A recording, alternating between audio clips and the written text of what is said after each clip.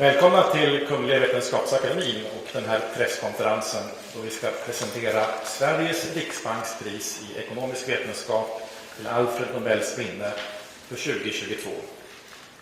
Welcome to the Royal Swedish Academy of Sciences and this press conference when we'll announce this year's Sveriges riksbanks prize in economic sciences in memory of Alfred Nobel for 2022. We will keep to our tradition and begin the presentation in Swedish, and then we will take it in English. And you are, of course, welcome to ask questions in either of these languages afterwards. Jag heter Hans Ellegren och är ständig sekreterare här vid Kungliga Vetenskapsakademin. Till höger om mig sitter professor Tore Ellingsen.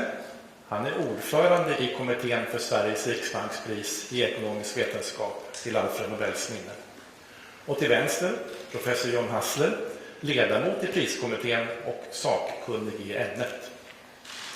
My name is Hans Ellegren. I'm Secretary General of the Royal Swedish Academy of Sciences. And to my right is Professor Tore Ellingsen.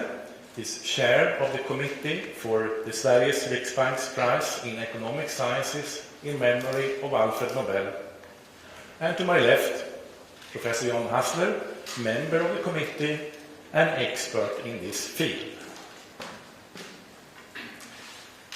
Årets pris handlar om banker. This year's prize is about banks. Kungliga Vetenskapsakademin har idag beslutat att utdela Sveriges riksbankspris i ekonomisk vetenskap till Alfred Nobels minne för 2022 i lika delar till professor Ben Bernanke, the Brookings Institution, Washington DC, USA, till professor Douglas Diamond, University of Chicago, Chicago, USA, och till professor Philip Dybvig, Washington University in St. Louis, USA. Det tilldelas priset för forskning om banker och finanskriser. The Royal Swedish Academy of Sciences has today decided to award Sveriges Riksbanks Prize in Economic Sciences in memory of Alfred Nobel for 2022 to Ben Bernanke, the Brookings Institution, Washington DC, USA, Douglas Diamond, Washington University in the University of Chicago, the USA, and Philip Dybvig at Washington University in St. Louis, USA. They obtained the prize for research on banks and financial crises. Professor Tore Ellingsen will now give us a short summary of the field. Please.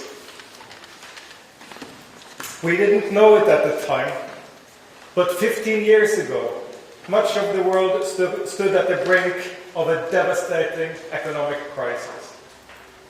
Most of us were unprepared for it.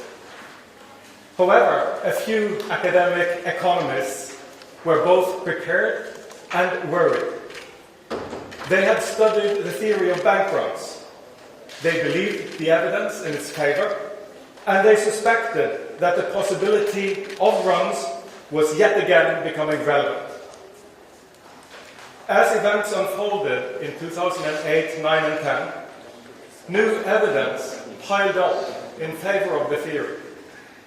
In a nutshell, the theory says that banks can be tremendously useful, but they are only guaranteed to be stable if they are properly regulated. Thank you, Tore. I now leave the word to Professor Hassler, who will give a more detailed presentation of this year's prize. Please, John. Thank you. So banks are for basically all of us a part of daily life. Most of the time banks and the banking system works well, but sometimes part of it, or perhaps even the whole system fails. Banks go under, and a self-propelling downward spiral can start, leading to catastrophic consequences and even financial crisis. So financial crises are dramatic events. people run to the banks, bank runs appear. This can lead to banks failing, and this can spread like a wildfire to other banks and actually to the rest of the world. And we know that the consequences of these series of events are very dramatic, and they can also be quite long. We have seen these things happening in history many times, but we have also seen that it can happen during modern times in our economy today. So when you think about the consequences of financial crisis, and in particular about the central role that banks play, many questions arise. Couldn't we do without banks? Do we really need to have them? Is it the case that banks are inherently unstable, or is there some flaw in the construction of banks that could be fixed? When banks fail, couldn't new banks quickly arise, taking over the old customers so that the economy could start to be operative quickly again? And we also hear that banks create money. Is that even legal? And when we think about the consequences of bank runs and bank failures, wouldn't it be possible to change the system, to introduce measures that make the system more stable so we don't see these dramatic events? Modern banking theory addresses and answers all these questions, and it rests on three fundamental contributions by the laureates this year. So let me now start to talk a little bit about the actual contribution that we recognize today. So Ben Bernanke, in a paper from 1983, showed with statistical analysis and historical sources that bank runs led to bank failures, and this was the mechanism that turned a relatively ordinary recession into the depression in the 30s, the world's most dramatic and severe crisis that we have seen in modern history. So we showed that banks need to be there. They need to be up and running for the economy to work. And if they don't, then the economy works worse, much worse. During the Depression, the income and production plummeted, the unemployment skyrocketed, and as we know, the whole thing spread to the rest of the world. At the time when Bernanke published this, this was a break with the current views. Of course, people had seen that banks failed, but it was more thought as consequence of the crisis rather than cause of the crisis. But now, the views of Bernanke have become the conventional wisdom and has received lots of solid empirical report during later times.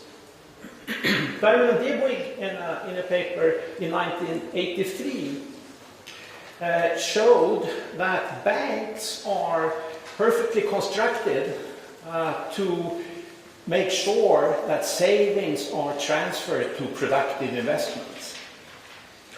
They do that by stepping in as an intermediary, a middleman, solving a quite natural conflict between savers and borrowers. And that conflict is that borrowers, they want to have liquid assets, they want to have access to their savings, while, did I say borrowers? Of course I mean savers, they want to have access to their savings all the time. And on the other hand, borrowers that make investments in, say, homes or in factories, they need to have a long-term commitment.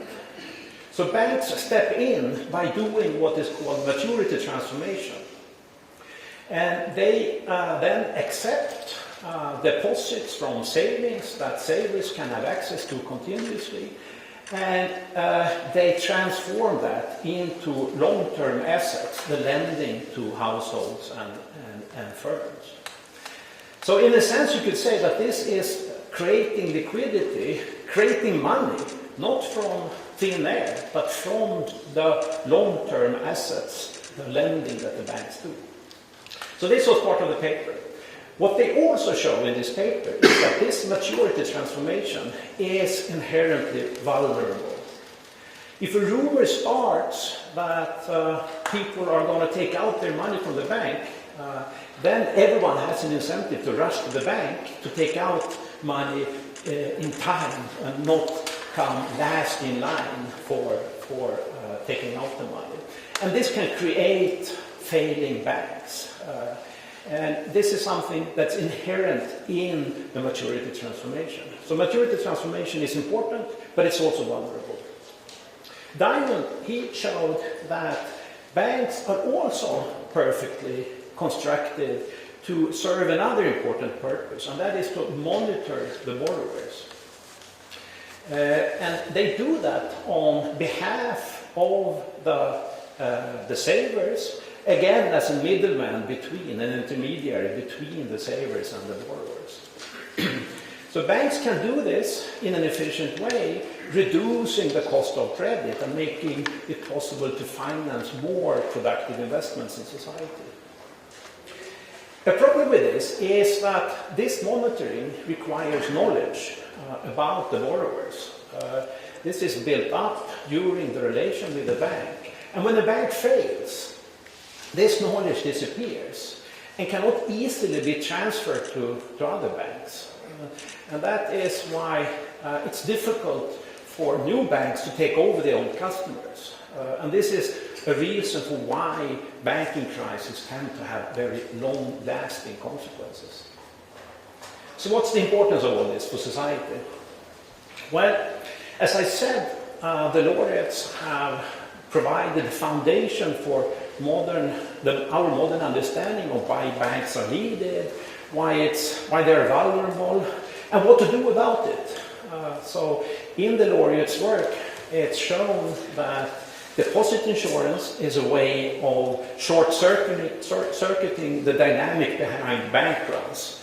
So with deposit insurance, there's no need to run to the bank, and bank runs don't really need to start.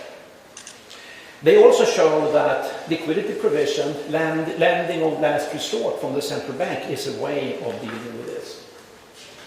So the ideas that we today recognize have proven to be invaluable also in modern times. During, for example, the financial crisis, when the laureates' work turned out to be important to understand what was the cause of the crisis.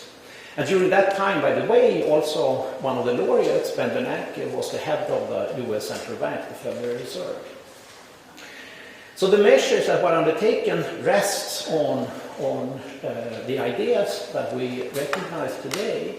And we can also note that even though the financial crisis had large consequences, neither that nor the COVID pandemic led to depressions like in the 30s.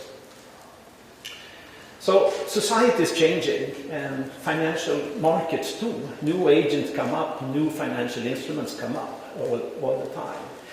But the need to construct rules and understand the financial markets in order to reduce the risk of financial crisis and to prevent them into turning into depression, that need. Александр Иванович Бастрыкин доложил о первых результатах расследования диверсии, совершенной на Крымском мосту. Данные криминалистической и других экспертиз, а также оперативная информация говорят о том, что взрыв, устроенный 8 октября, это террористический акт. Теракт, направленный на разрушение гражданской, критически важной инфраструктуры России. Очевидно также, что заказчики, организаторы, исполнители теракта – это украинцы.